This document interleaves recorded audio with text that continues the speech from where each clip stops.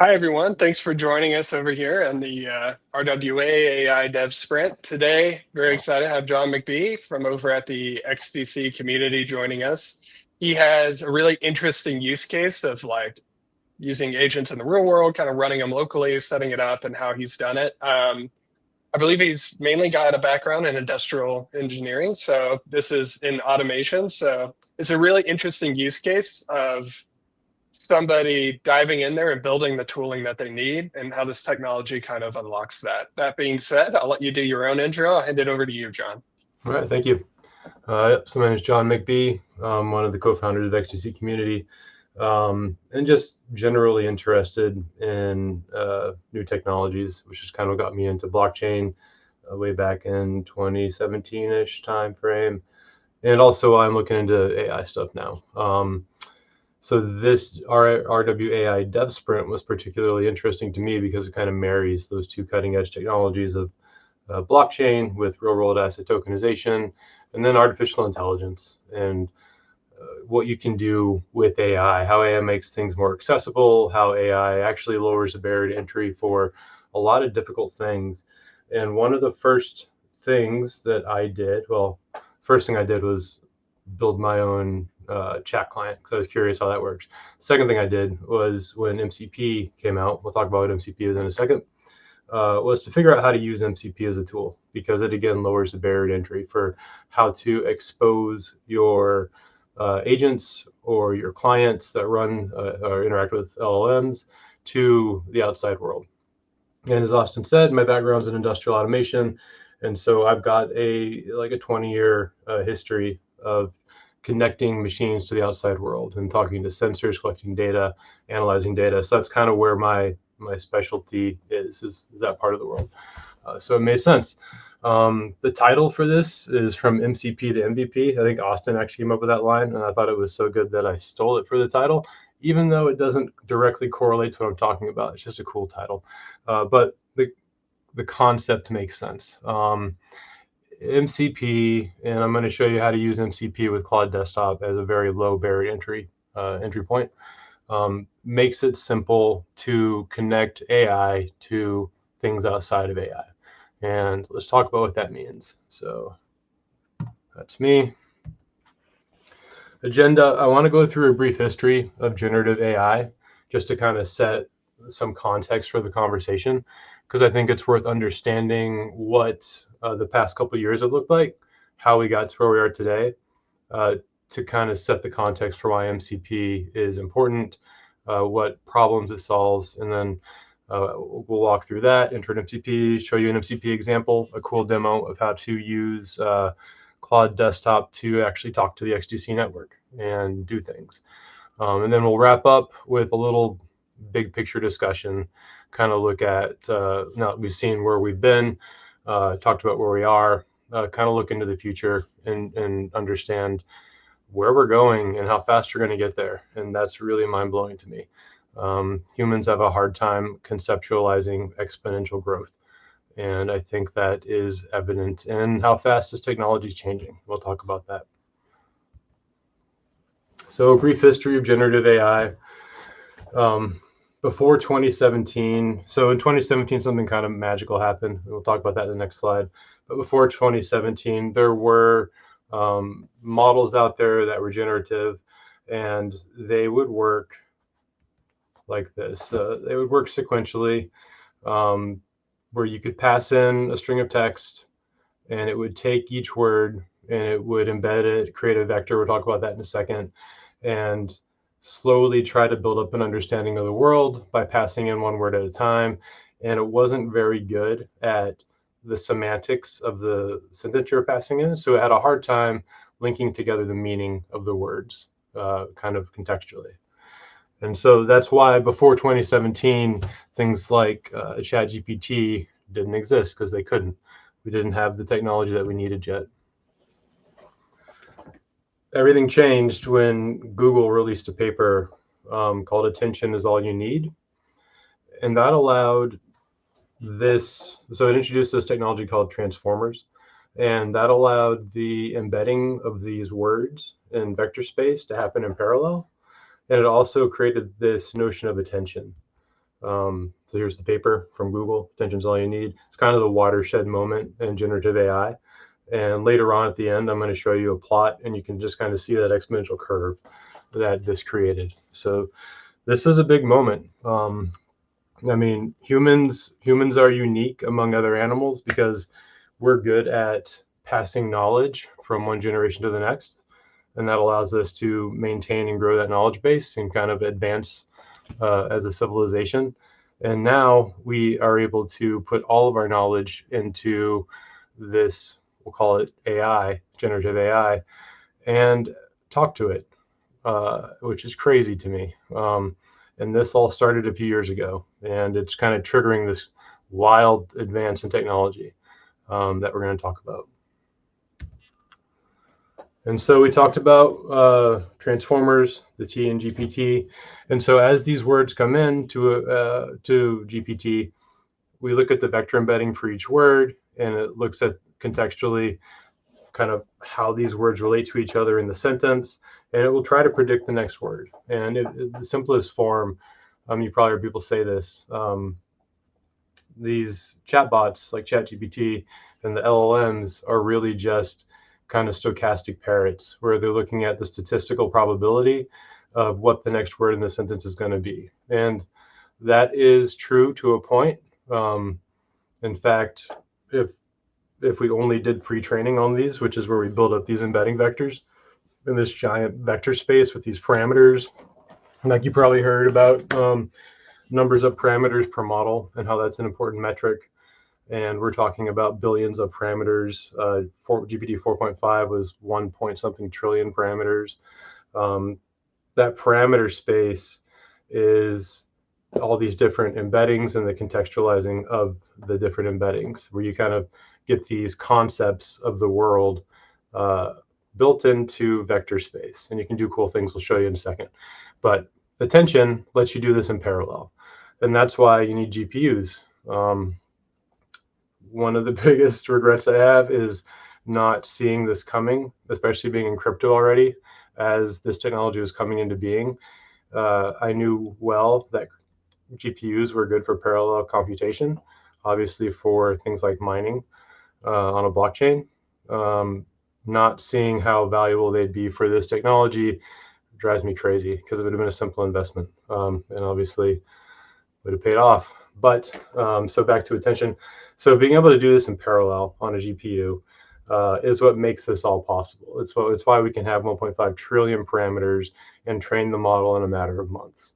And the really cool thing is that as we train it, the attention allows these concepts to kind of emerge. Like, this is all emergent from the vector space, from the embeddings. And so you pass in the words, it was a match made in, that sentence has context, where humans would know, because it's a colloquialism, what the next word's going to be. An LLM will look at the sentence you're passing in. So how he won the tennis match, the word match is there. She started a fire with a match, the word match is there. It was a match made in. So language is weird because we have different meanings for the same words a lot of the time.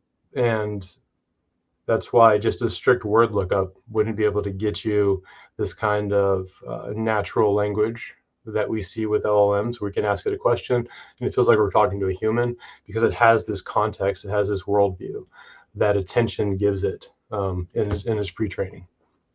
And so that's really cool, is it will look at the entire sentence and it will be able to understand the context of that sentence as a whole.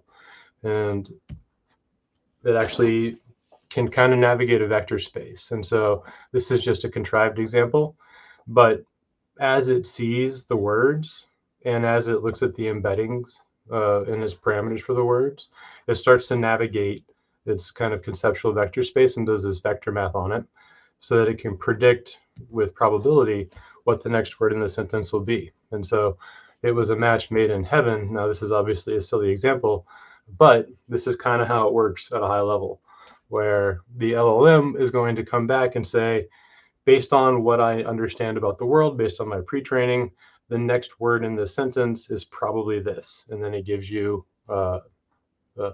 statistics around how likely it is. Now, it doesn't always pick the most likely response, so the most likely next word. There's some ability for it to choose, in the top couple, which is why these things aren't deterministic. That's why you can ask the same question multiple times and get different answers. That makes it more human, I think, is why it works that way. A lot of work has been done by the people who are building these frontier models to make it do what humans expect it to do. And a lot of that happens outside of pre-training. And so what we've talked about so far is kind of pre-training. I don't think I'm going to talk about, I'm not. But after the pre-training, we do this human feedback in the loop where humans will go and they'll score the how much they like the next word the LLM's predicting, and that's actually some sort of a reinforcement model that gets tagged on to the LLM that gives it more of a human flavor, which is interesting because it takes it from being the stochastic parrot that we think it is and adds this weird human tuning to it, which makes it much more human, almost scarily like a human, to the point where it's easy to convince yourself that you're talking to an AGI, even though you're probably not. I don't know. Depends on who you talk to. But anyways, this is kind of how it works. It's a cool math problem where it takes words and does cool math on them. And you can see this if you go into ChatGPT or Claude, whatever you want to do. And you can do things like Hitler plus Italy minus Germany, and you get Mussolini, or king minus man plus woman, and you get queen. And it's just doing this. It's saying, okay, these concepts, they live here. And if I do this math on these concepts, then this is the most likely result, which I think is really interesting that it works that way. It's kind of a cool example. A lot of text on this one. I'm not going to read through all of them, but in general, we talked about 2017, that paper comes out and it kind of changes the world. I think it's an important time in human history, probably bigger than we realize. 2018, GPT-1 comes out, 117 million parameters. That's not a lot of parameters. And it was also not a very useful model. 2019, GPT-2 comes out, 1.5 billion parameters. Became slightly more useful. I think the world started to really acknowledge the power of this technology around 2020. At least that's when it kind of got my attention with GPT-3. 175 billion parameters. That seems to be kind of the magical number, somewhere in that range. Interesting data point, the human brain has about 68 billion neurons. So you're kind of in that order of magnitude with these number of parameters.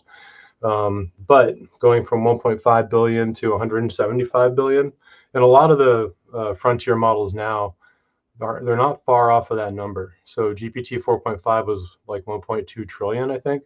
However, 03 and 04 are much closer to that 175 billion parameters. So there's something interesting there. You get a lot of emergent qualities out of these LLMs once you get to that number of parameters, which is cool. And so GPT-3, kind of a monumental leap in capability. Then something magical happened again with GPT 3.5, I think, when they introduced this RLHF, where they're now adding this human feedback into the training loop and building this reward model based on what humans expect. And now all of a sudden, with RLHF built in, this becomes scary useful. Like it's very useful to go and talk to this thing and feel like you're talking to a human.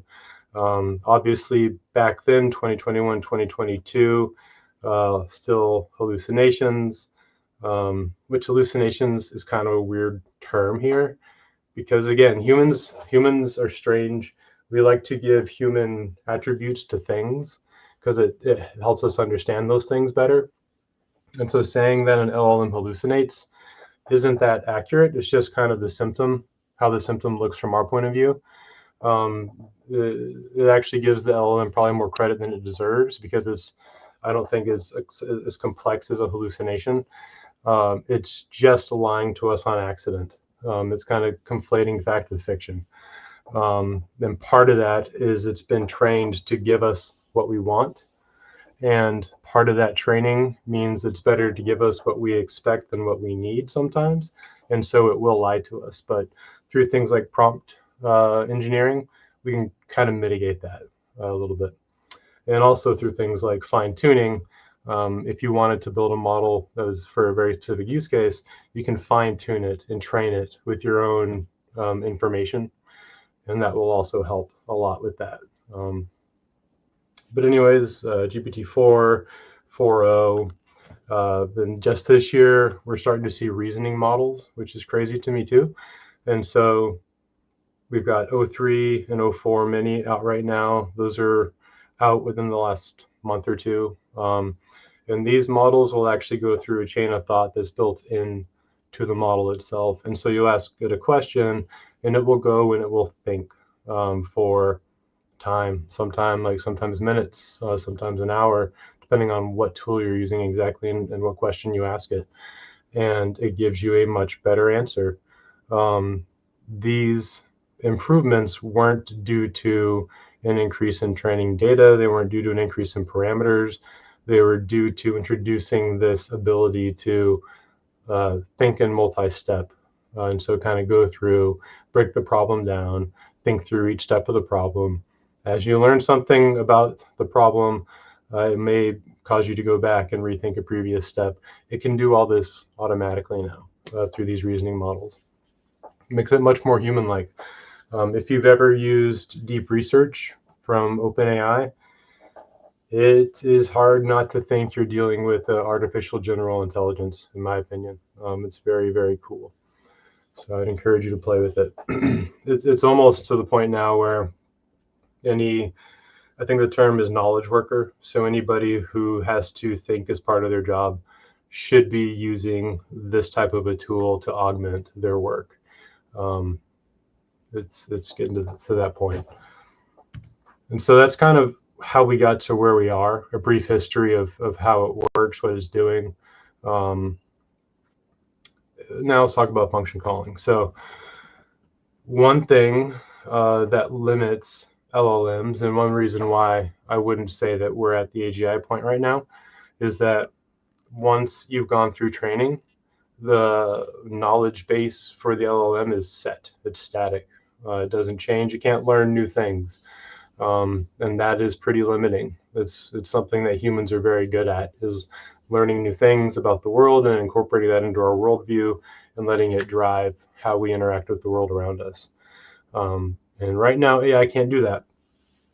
But we can do things like introduce things that allow it to talk to the outside world. And so the first way to do that was through this notion called function calling. And so how function calling works, you have an application. It could be a chat bot, so just ChatGPT or Claude from Anthropic, or you could write your own using OpenAI SDKs. But you have this application, and this application talks to an LLM, and it talks to a human. The way that function calling works is the application so a human makes a query, the application calls the LLM with the prompt and the functions that are available. A good example is the weather. Like if you go and you just ask ChatGPT the weather, you don't have web search turned on, you're not using any function calling or any MCP servers, it's not going to be able to give you an answer because it's not going to be, the current weather is not in its training data, right? So it doesn't know. And so if you need that kind of information where it has to go and get it from outside of its training data set, function calling will allow you to do that. So you can teach it how to use an API that can retrieve the weather. And so a common example is you pass in latitude and longitude. Well, let me rephrase. You ask the LLM what the weather is in, say, Providence, Rhode Island. The LLM will see that you also passed it a function, and you define that function as part of this call to the LLM.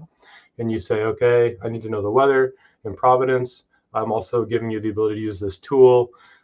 This tool will take the location in as an argument, but I need it to be in latitude and longitude.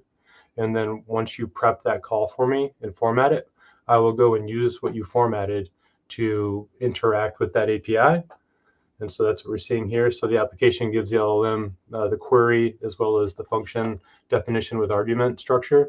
The LLM will look at it and decide how to format the proper query for the function. It'll pass that format back to the application. The application will parse that response, and the application will go and execute the function. So the application is what interacts with the API, not the LLM. So it'll go make that API call based on how the LLM structured it, which is kind of cool. It'll get that data and say, okay, in Providence right now, it's 55 degrees or whatever. Then it will pass that all back to the LLM, the original query, the function, and the return. Give it all that information. And the LLM will take that and it will create a response the way that a human would. And give that response back. And then that's what we show to the user. And so that's how this would typically work. And it works okay. LLMs are pretty good at understanding how to use tools when you give them the rules. And they're good at doing the formatting around how to talk to the outside world. Then you give it the response back, and it has the context for the question, has the context for the query and how it worked. And it does a great job of turning that into just plain English. And it will just come back and tell you, right now it's 55 degrees and rainy in Providence. But under the hood, that's what's going on there. So what's the problem with that? Well, one problem is scalability. So the input schema for how you talk to the LLM is unique to the model, right? And so how I need to pass my function and the argument, the definition will change based on what LLM I'm talking to. And that's a pain, right? As a programmer, that means that for each new model I have to support, for each function, I have to have written the code on my side that knows how to talk to the LLM, how to format it correctly, so it can give me information back correctly. It's not very scalable. It's also not very flexible. So my application must know how to handle these function calls. I can't just plug a tool in, right? What I would like to do, and what we can do, spoiler alert, is we can go and we can look at existing MCP servers, Model Context Protocol servers, and we can just use them. And I'll show you that shortly. And so it's not flexible because I, as a developer, have to do it all. And I don't want to. I just want to use things that work. I don't want to have to build everything. So in this blue box here, this is kind of the domain that I have to write if I'm the author of this application. I have to write the glue code that will interact with the output of the LLM, actually go and talk to through the API to the endpoint that can give me the information from the outside world, take that data, send it back over to the LLM. That's my job. I don't want that to be my job.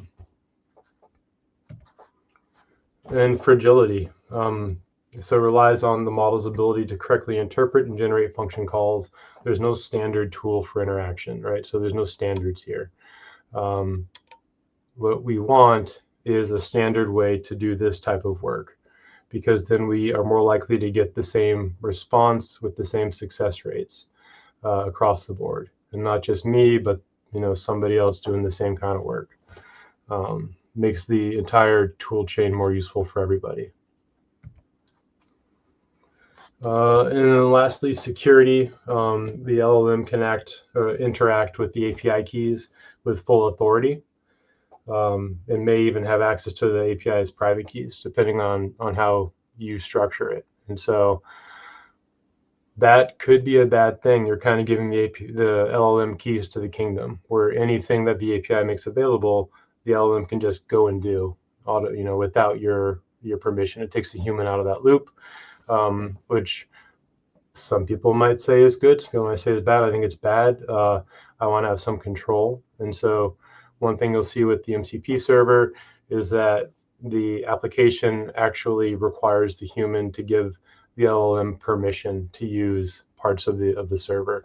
And so at any point in time, I can say yes or no. I know what it's trying to do when, and I can always, act as the guardrails to keep things from getting out of control. So that gets us to the Model Context Protocol. as an improvement for all of those pain points with function calling. So what is MCP? I didn't create this graphic. I think Anthropic did. A common way people are talking about MCP right now is as USB-C. So the kind of components, we have the host. And so the host in our case is going to be Cloud Desktop. Could be an OpenAI website. It could be OpenAI ChatGPT desktop app. It could be a host that we write ourselves using the APIs or SDKs that these frontier model providers make available to us. But it's a application that's going to talk to an LLM at a high level. The client is kind of this intermediary layer that you'll have one client per server, and it manages that connection between host and server. And then you'll have the MCP server itself, which is the program that implements the MCP standard, the Model Context Protocol itself, and provides a specific set of capabilities. And so the protocol has cool things like discoverability built into it. And so when I install a server, like we'll talk about the Goat MCP in a second, when I installed that Goat MCP, I told Claude basically how to launch it just by adding a little bit of JSON to a config file. And then when Claude starts, it will automatically go and launch that Goat MCP server for me. And then the server and client will talk with Claude Desktop and basically negotiate. Okay, on this server, these are the functions that I make available to you. This is how you use them. And so that way, it takes that heavy lifting off of me. I don't have to do it anymore. Now I can just use Claude and say, go in and make this transaction on the network for me, and it will do it. And I'll show you that in a minute. So how does MCP work? It looks more complicated because there's more pieces, a little bit more complex. However, it's important to note that this isn't all complexity that I manage as a developer, which is the important part. So we launch our application. The application will talk to the client to basically say, I need the tools that your server makes available to you. So we launch Cloud Desktop. Cloud Desktop will go and launch the MCP server. Then it will ask the client for the tool list. We get the tool list back from the server through the client. And then we'll go, and when we have a query, we can let the LLM know this is our query and these are the tools you have available to you. The LLM will go and decide to use a tool if it wants to. This is kind of weird because the LLM doesn't have to decide to use the tool if it doesn't want to. And now I find myself structuring my prompts in a way to hopefully trigger it to do what I want it to do, but I can't control it, which is weird. If the LLM decides to use one of the tools that the server makes available, it will go and talk to the client directly at this point. And it will negotiate with the client to get the information that it needs. The client will ask the server to go do a thing. The server will do the thing and take that result, give it back to the client, which will then pass it back to the LLM. LLM will take that and create the response for me and show me that response. And so it looks like more steps, and it is, but the important part is it's steps that I as a developer don't have to worry about because I kind of get it for free with the server. So scalability, all communication to and from the MCP server is standardized by the Model Context Protocol, which is very cool. True for the host and the LLM. And so what makes this powerful is, it was created by Anthropic, MCP, Model Context Protocol. It was released in November of last year, so it's really, really new. But just recently, OpenAI has adopted it as a standard. I believe Google's adopted it as a standard. And so these frontier labs are starting to adopt MCP as a standard so that all the models know how to work with it, which is extremely important. Makes everything easier. So back here, no, I think I was supposed to draw a box. I was just going to show you, I don't have to write the server and the client. Pretend like there's a box there that's showing you that. Flexibility. MCP servers simply plug into the host. I don't have to write them. Oh, there it is. Right. That's what I was talking about. Fragility, all MCP servers adhere to the same standard, as do the hosts using the MCP SDK, and as do the LLMs that have adopted MCP. So now we have this standard way of interacting with the outside world that we can depend on for the applications, we can depend on for the LLMs, we can depend on for the servers. So all three main components are all going to use the same technology to communicate, which really accelerates the growth and adoption of this technology. It's going to make things like what people are going to do with the RWAI dev sprint more feasible, honestly. It's easier for companies that already exist to adopt this technology when these standards have been adopted already.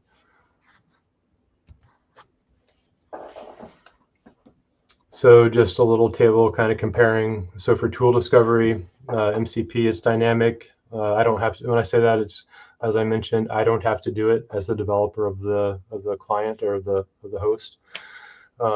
Traditional APIs, it's static and predefined. Communication with MCP servers, bidirectional, it's in real time. Traditional APIs, it's all request response. Context management with MCP, it's advanced and it's AI driven. With traditional APIs, it's limited. It's on me to pass things around correctly. Interoperability, MCP works across LLMs. It works across hosts as well, where traditional APIs are more vendor specific. So every vendor can have their own API. We can put a layer of abstraction between vendor specific APIs and our application logic with MCP. That's another way to say that. Security, MCP has built-in access control, meaning it's not just going to go let the LLM do anything it can do whenever it wants. Traditional APIs, they don't enforce that. All right. Yeah, so security model can request a privileged action, but cannot materialize it without the server passing policy checks first. And so this one is more about security, just as a table all by itself. So secret storage, traditional APIs, it's an in-host process that also sends prompts and it can leak the secret keys. With MCP, it's in a separate MCP server, never serialized into the prompt. And so it's harder to lose your security around your API keys, which is very important when we're talking about crypto, because you have to use your private key to make this magic work. Invocation gate. So with traditional APIs, there is no invocation gate. It just auto executes on model output. With MCPs, it is by default gated, where it asks the human for consent. I believe that Anthropic built a mode into Claude called YOLO mode to circumnavigate this gate, where you can just let it go do anything it wants to do without having to click through. I don't trust it enough to do that personally, but I guess people wanted it. Scope control. With traditional APIs, you hand code it. With MCP, built-in per tool capability negotiation. So yeah, you can go build your own MCP servers, but you don't have to. Like, I didn't build this MCP server. I found it and used it, and it worked. For audit logs, so if you want to try to debug something with traditional APIs, you don't have much information to go on. With MCP, you can get the full prompt tool result trace in a log file. So a demo. Let me go to this website.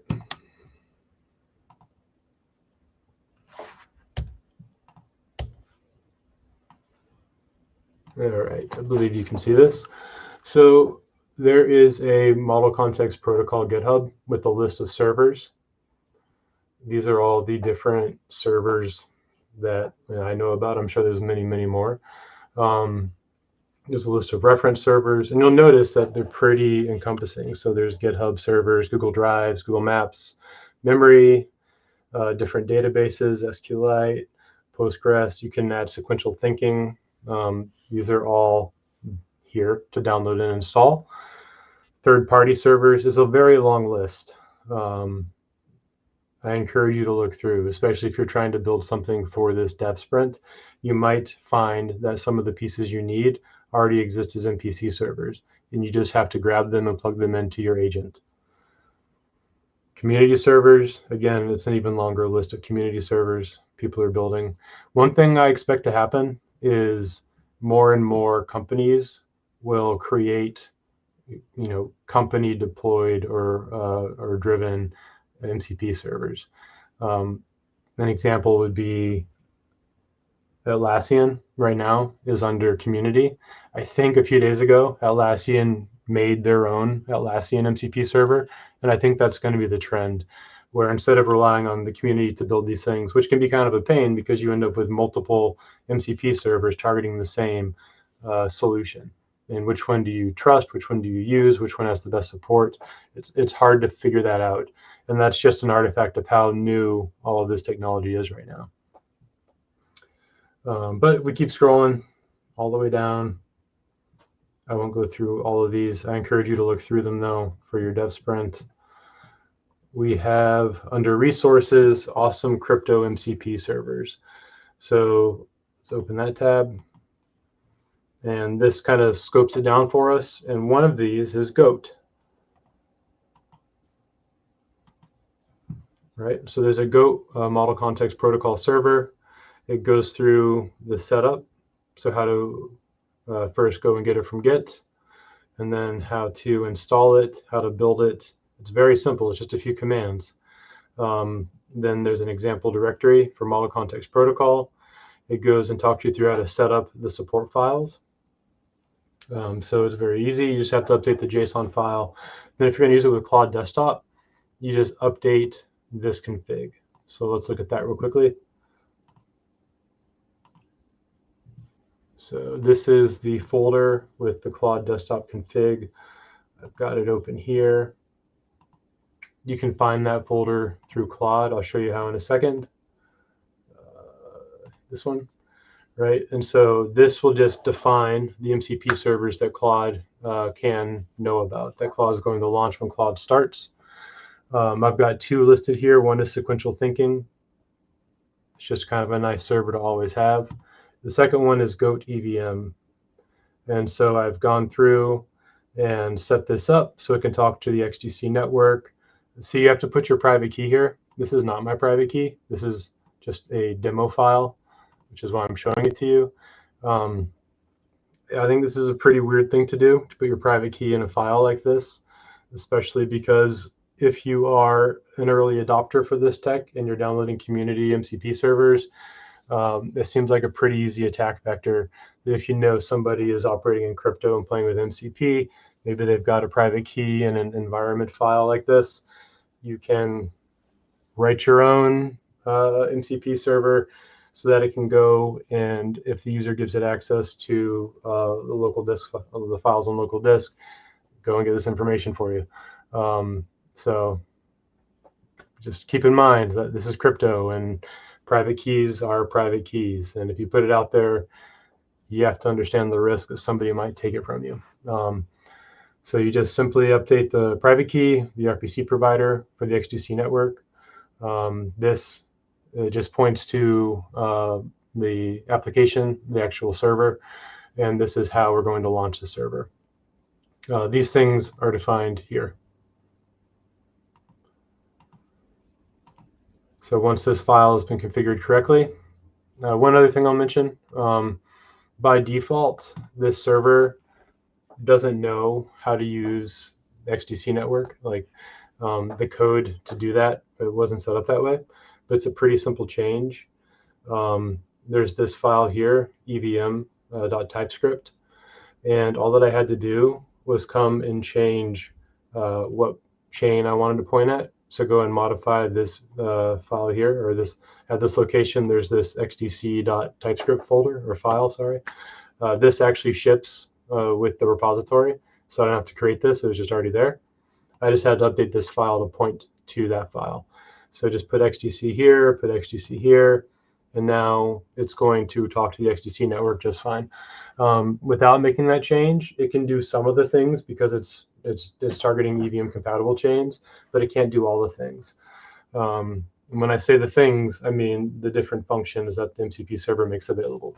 So let's look at those. All right, so that's set up. It's important that Claude is restarted. So I'm going to close it down.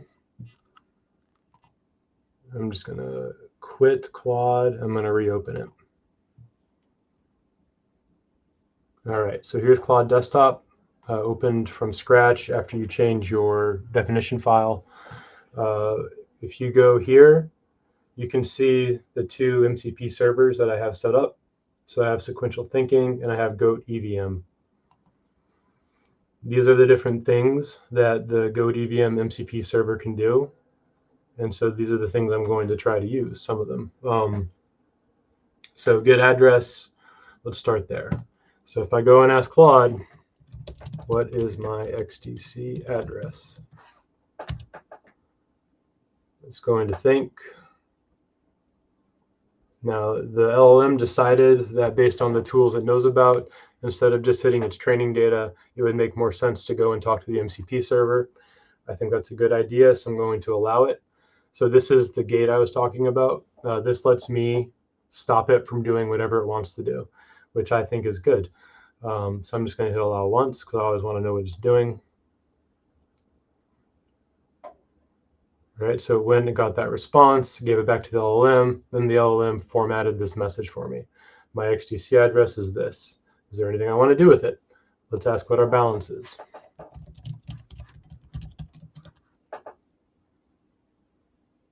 Right, so again, this is a different call to the MCP server. So I have to say allow. And it goes and it gets my balance. We can verify that. All right, so here's a block explorer.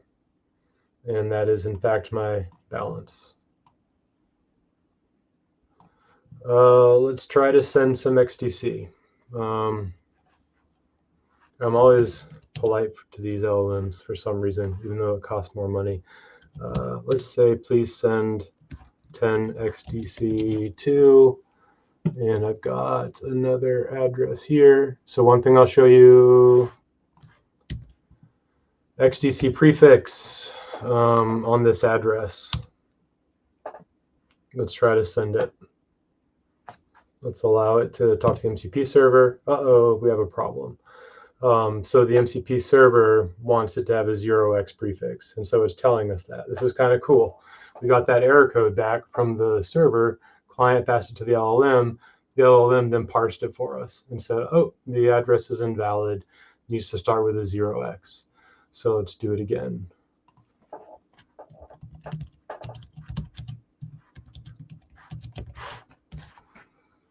And we'll change this to start to a 0x. Oh, you know what? If you have the address, or I can convert it. Too late. I've done it. We'll try this. But again, remember, this is all dynamic. The LLM is deciding to use these tools, which is very cool. All right, so now it has the address. It should be formatted correctly. It's going through. And it's successfully sent to XDC to the address. It gives me the transaction hash. And I can verify it if I go to the block explorer. So let's go to the block explorer. We go here. I had 98. Now I have 88. And let's go and look at the place I sent it to. I had 1 XDC previously. Now I have 11. So it looks like I've sent my transaction correctly, which is great. No, I think this is really cool because one of the problems with crypto is how inaccessible it is, how big of a pain wallets are. You have to understand them to use them, and you have to understand the risks associated with them, how to set them up, how to maintain them. And I think that prevents a lot of people from even trying to adopt crypto. I think the ability to use Claude in this case to talk to the XDC network and to send XDC and ask it questions about my wallet, I think that's crazy. I think it lowers the barrier to entry to this technology dramatically. Sure, there are the security concerns like we talked about, but those always exist with crypto anyways, and so we can ignore them, I think. But this makes this tech so accessible. Hold on, I forgot. forgot there's a chat window I should be looking at. Let me bring that back up. Cool, no chat. All right, but so those are the things we can do, and there are more things we can do. I've not played with all of these things. And these are just the things that ship, right? So you can extend this. You can write your own MCP server. There are other crypto MCP servers out there you can look at and play with if you need inspiration. All of this is there, and it's all exponentially accelerating and becoming more useful and more approachable in real time, which is wild. And so even people like me who aren't, blockchain engineers and aren't AI engineers, just tinkerers, it's very accessible.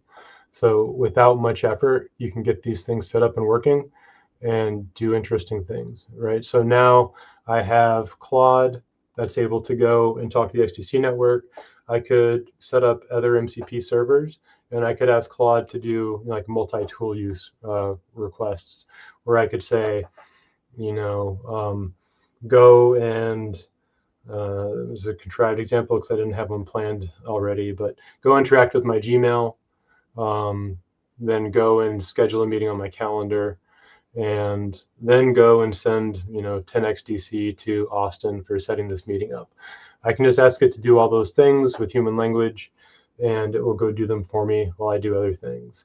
And that's where this notion of agents kind of comes in, where you're able to have another person, in quotation marks, right, another entity that's capable of doing the things that I would typically do. And I can put these requests in, and this agent will just go do them, and I can do other things. I think that's extremely powerful.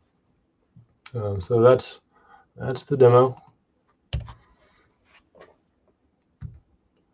So what's the big picture? So really big picture, we kind of talked about LLMs, where they came from, where they are now. There's reasoning. We talked about interacting with the outside world. There is function calling. Now we have this MCP protocol, which makes it more robust, more accessible. And that is accelerating this technology dramatically. Just last month, about a month ago exactly, Google announced the A2A protocol. It's agent to agent, which is a protocol that standardizes how agents talk to each other, right? So this doesn't compete with MCP. It's more of just another definition. And so you can now have a network of agents that can all communicate and negotiate with each other through A2A, while each agent is communicating with the outside world through MCP. And you start to get these really powerful systems that you can deploy that can do very, very cool things. And along that same train of thought, kind of where are we going next? And so there's a paper that came out that was, their goal was to understand how long of a task can an LLM execute and do it successfully. Like how much work can an LLM replace from a human is one way to think about it, right? So over here on the left, we have task time for humans. That model completes with 50% success. And so that means that a task that would take me 15 seconds, a model can do, in this case, it would be, one of these early models with 50% success back in 2020. You can see this line. This is showing a doubling time of 212 days historically over the past couple of years. That means that every 212 days, like 7 months, 6-7 months, the length of a task an LLM could complete compared to a human, it would double every 7 months.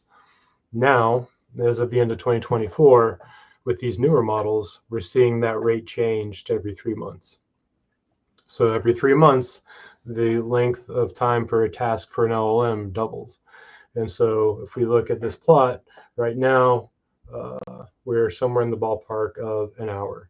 So that means, based on this study, you could give an agent a task that would take an hour to complete, and on average, you can expect a 50% success rate. Now, it's way more complicated than that because it depends a lot on the task you're giving it, the complexity of the task. But For context, this spans software engineering, cybersecurity, general reasoning, IT tasks, machine learning tasks. So just kind of knowledge work, right? We talked about knowledge workers, the things that I do for my job, that kind of stuff. Now that rate is doubling every 3 months. And if it stays there, which it won't, because you'll notice that things like O3 and O4, which are the new reasoning models, they're not here. GPT-5, which is probably going to be announced in the next couple of months, obviously isn't here. And so does this 3-month doubling, does it get reinforced over here? Or do we see that accelerate again with these newer models that are more capable of completing tasks reliably? I anticipate we're going to see it change and the rate goes up. The point being, even if this rate persists, we're looking maybe by 2030 of an agent or an LLM being able to complete a month-long task. And that's crazy, that we can give a complex task to an LLM that will take a month to complete, and it will just go do it for us. That's real meaningful work. It's nuts. And when you pair that with these advances like A2A and MCP, like here on the right, we have a tweet, I think we call them tweets still, I don't know, saying that Claude can now confidently handle 250 tools, meaning I can load up 250 MCP servers with Claude, and I can have it go and execute a task that can access 250 different tools. And so not only can it do things for a longer amount of time successfully, it can do those things with access to more tools successfully. And so these things are getting more and more powerful. And this is happening in real time. We're talking about the last month at this point, where these new things have been introduced. It's crazy. It's hard to keep on top of. And so final thoughts, I'm about out of time. The future is agentic. I really do believe that we need to figure out how to work with agents because they are here and they're only getting better and they're accelerating how quickly they get better. It's the problem with exponentials. It's hard for people to understand the progression because it's not linear. It's going to sneak up behind us. So networks of agents working together on month-long projects with high success rate by 2030. I think that's probably an overestimate. I think it's going to be sooner. Final thought, I don't really talk much about blockchain, but with the RWAI Dev Sprint, blockchain is a core component. And I think one thing to keep in mind when you're talking about how to bring blockchain into this agentic world is focus on the decentralization aspect of blockchain. I think that's blockchain's primary value. And so if you're looking for a solution space, we can kind of marry these two technologies, try to find something that can really take advantage of the decentralization of blockchain and the autonomous nature of agents. If you can marry those two in the right domain, you can have an incredible product. The doubling time will accelerate, right? The rate at which AI can complete tasks successfully will continue to accelerate.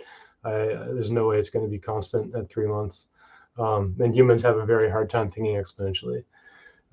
Leading to the last thought, I think human agility will become extremely more valuable, much more valuable than human ability. So throughout history, for knowledge workers, it's been their ability that enables them to find success in what they do. I think that now that the landscape of knowledge is changing so dramatically, it's going to need a shift to human agility. And so our ability to understand and learn will become less important than our ability to learn how to ask questions, right? And so I won't just be a domain expert in what I do, which is a very narrow thing I'm very good at. I need to get good at more things because I have access to this technology. If I learn how to interact with this technology better, become an expert in that interaction, the number of domains that I can work in becomes limitless. And I think people don't see that yet. And that's all I got. So thank you very much for your time. Hopefully this was interesting. And you can find me on X at WBlue if you want to follow up and ask questions. I'll talk to you there. That's all I've got. All right. Thank you so much, John. That was actually fantastic. Sweet. Unfortunately, it looks like we're having a little bit of an issue with the comments. I thought we had those turned on, but with these streams, we're like sending them out to like 5 different places. So like the Yep. comments get lost a little bit in there. So if anybody did have a specific question, I suppose that's his handle there. And if you are in the XDC like AI agent sprint, make sure to put your question in the Telegram and ping me or anybody in the event, and we'll get your question answered. If you had something in there that